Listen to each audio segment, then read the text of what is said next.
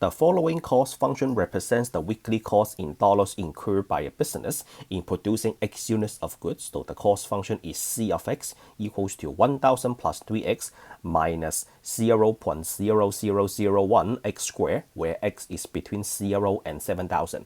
So take a look at the leading coefficient. So this is a minus 0.0001, right? So it is negative. So that means if you look at the graph of the function, the graph is a parabola. So opens down, right? So parabola opens down. So that is like upside down U. And then what is the question asking? So what is the actual cost incurred in producing the 2,000 first units and 3,000 first units? So the actual cost incurs. So here is how you do it. So for the 2,000 first units, so what we are going to do is we are going to use C, we are going to plug in the numbers to the function. So for part A, we are going to calculate C of 2,000 first and then minus C of 2,000. So if you plug in an X to the function, there is if you choose an X value, so let's say X is equals to 0, right? So X equals to 0 means you are producing 0 units. So that means you are not doing anything. Then what is the cost? The cost is $1,000. If you are wondering why we still have to pay a cost for doing nothing, so let's say you are running a business. So even though you close the door for 24 hours, do we agree that we still have to pay the rents, right? So even though you do nothing in one day, you still have to pay the rent. So consider that as paying the rent. So even though you do nothing, you still have to pay. So the cost function works like this. So even though you produce 0 units, so when X is equals to 0, you still have C equals to 1,000. So that means even though you produce no unit in a day, you still have to pay $1,000. All right. And then how about C2001 minus C2000? So how much do I have to pay if I produce one more units on top of 2,000 units? So I have to produce 2,000 units, right? So what happens if I produce one more? How much more do I have to pay? So that's what do I mean by the actual cost incurred. So when C is equals to 2001, so we have 1,000 and then plus 3x. So we have 1,000 plus 3 times 2001 and then minus the leading coefficient times 2001 square.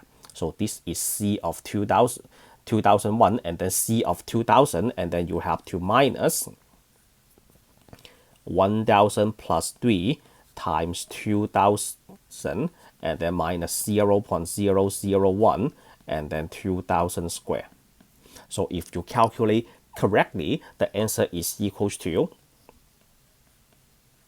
2.6 dollars. So you produce 2,000 units. What happens if you want to produce one more? On top of 2,000, just produce one more unit. So that means you have to pay additional $2.60. So you can write 2.60. I like to keep two decimal places when it comes to money, $2.60. How about 3,000 first units? So let me save some space. I'm going to move this up and then save some space. So for the 3,000 first units, then you will be using C of 3,001 minus C of 3,000.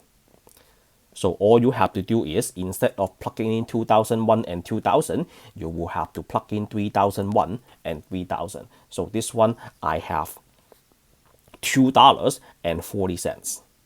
So this one is $2.40.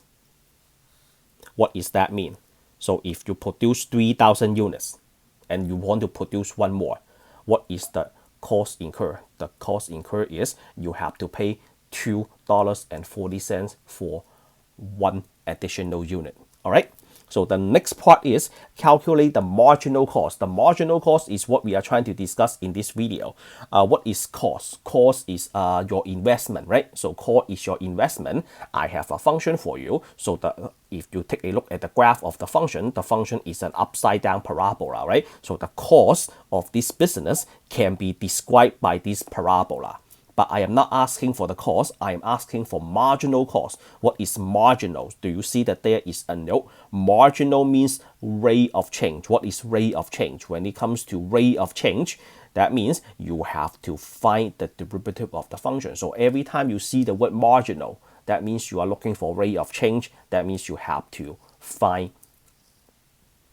the derivative. Sometimes they don't use the word rate of change. Sometimes they use how fast is the cost changing with respect to the number of units produced. How fast is the cost changing with respect to the number of units produced? That is just like rate of change. So I prefer to use the word rate of change. All right, so let's find the derivative. So match the color first. So for marginal cost, I have to find derivative. So that means for part B, I need to see a C prime of X on your paper. So what is derivative? The derivative of 1000 is equals to 0, and then the derivative of 3x is equals to 3, and then for the square, you bring the 2 down, so negative 0.0002, and then x, so very simple. So this is the marginal cost. So this is called the marginal cost function. So what's the marginal cost of producing 2,000 units? So all you have to do is you plug in 2,000 to the C prime of X. So 3 minus 0.0002, and then times 2,000, not 3,000. So this is a 2,000, and then the next one is 3,000. So C prime of 3,000, that is equals to 3 minus 0.0002 times 3,000. And then this one, the 2,000 gives you a $2.60, so $2.60, and then the 3,000 gives you $2.40, which is the same thing as what you got in part A. So there are two ways to do it. Either you take the 2001 minus the 2000, or you find the marginal cost function and then just plug in the 2000. All right, so that's how the marginal cost works. And then C, find the average cost function and marginal average cost. So what is average? Do you have such concept in your mind? What is average? So let's say I'm trying to make 3 investments. The first investment, I spend $10. And then the second investment, I spend $20. And then the third investment, I spend $30. What is my average investment? What is the average cost? The first cost is $10. The second cost is $20. The third cost is $30. I am asking for the average. So what is the average of these 3 numbers? I'm sure everybody knows this. So all you have to do is you add them up. So 10 plus 20 plus 30, that is equals to 60. You take 60 divided by 3, so the average is equals to 20. So you have to add everything up and then divide by the number of investments you make, right? So let's say you have 10 homeworks. You receive 100, 190, and 90. So 3 copies of 100 and 2 copies of 90. What is your average score? Your average score is you add up the 3 copies of 100 and then you add up the 90, right? And then you add up these 5 numbers and then you have to divide it by 5 to find the average. So for function, in terms of function, here is how we do it. So for part C, we are going to say the average cost function that is equals to C bar. So this is, you can call this average cost function. How do you read this? You can read this as C bar.